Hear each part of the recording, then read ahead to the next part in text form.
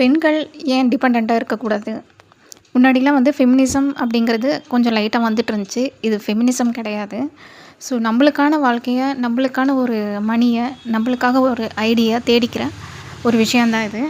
So எப்பயுமே வந்து அம்மா, அப்பாவா இருந்தாலும் சரி, இல்ல நம்ம ஒரு மேரேஜ் ஆகி ஒரு வீட்டுக்கு போனாலும் சரி, அங்க அவங்கள டிபெண்ட் பண்ணி இருக்கும்போது, சின்ன விஷயம் கூட அது எல்லாமே நம்மள பாதிக்கும். சின்ன எமோஷனலான விஷயமா இருந்தாலும் சரி, இல்ல ஃபினான்சியல் கிரைசிஸா இருந்தாலும் சரி, எதுவா இருந்தாலும் அது வந்து நம்ம அங்க வந்து 0வா இருக்கும்போது நம்மளுக்கு மரியாதை இருக்காது. எல்லாமே எல்லாவுமா தான் நம்ம இருக்கோம் அங்க. பட் அங்க நம்ம வந்து மெயினான பார்ட் வந்து அந்த ஃபேமிலிக்குரிய மணி வந்து யார் சம்பாரிக்கிறாங்க, அவங்க சொல்ற டெசிஷன் தான் ஃபைனலா இருக்கும். அவங்களுக்கு தான் வந்து மரியாதை இருக்கும். சில பேர் வந்து அப்படி நினைக்கிறதில்ல. அதுக்காக எல்லாருமே அப்படி இருக்காங்கன்னு எதிர்பார்க்கவும் முடியாது. இப்படி வந்து எல்லாரும் இருக்க மாட்டாங்கன்னு சொல்லிட்டு எதிர்பார்க்கவும் முடியாது. ஸோ வாட்டெவர் இட் இஸ், அம்மா, அப்பா கூட பாரமா இல்லாம, நம்மளுக்கு என்ன தேவையோ அத நாம சம்பாரிச்சுக்கிறது எப்பயுமே நல்லது. ஸோ இது வந்து தள்ளி போடாமல் நீங்கள் ஒரு க்ரைசிஸில் இருக்கீங்க, ஃபினான்ஷியல் க்ரைசிஸில் இருக்கீங்க, இல்லை எந்த பக்கம் போகிறது அப்படின்னு முடிவு தெரியல, நான் ஒரு பிஏ தான் படிச்சிருக்கேன் அப்படின்னா தாராளமாக நீங்கள் எல்எல்பி படிக்கலாம், எல்எல்பி ஹானர்ஸ் படிக்கலாம்.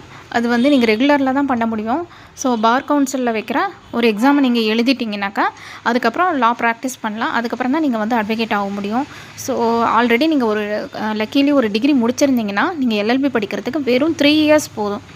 ஸோ இந்த 3 இயர்ஸில் டக்குன்னு ஓடிரும். ஆல்ரெடி நீங்கள் பிரச்சனையில் இருக்கீங்க அப்படின்னா, உங்கள் பிரச்சனை இந்த எல்எல்பி உங்கள் பிரச்சனையை உங்களுக்கே சால்வ் பண்ணி கொடுக்கும். நீங்களே உங்கள் பிரச்சனையை சால்வ் பண்ணிக்கலாம். சால்வ் பண்ணலன்னா கூட அந்த தைரியம் இருக்கும்.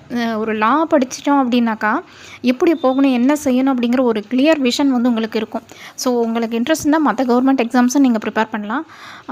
ஸோ அதில் வந்து எனக்கு இன்னும் நான் அதை படிச்சுட்டேன், அதுக்கு நான் ரிசல்ட்டுக்காக வெயிட் பண்ணுறேன் அப்படிங்கிறப்போ இதுவும் நீங்கள் ட்ரை பண்ணலாம். எவ்ரி விமன் லாவில் இன்ட்ரெஸ்ட் இருக்கிறவங்க தாராளமாக படிக்கலாம். உங்களுக்கு பிடிச்சா எடுத்துக்கோங்க, பிடிச்சா கமெண்ட் பண்ணுங்கள், பிடிக்கலனாலும் அதுக்கு என்ன ரீசன் அப்படிங்கிறதும் கமெண்ட் பண்ணுங்கள். நன்றி, வணக்கம்.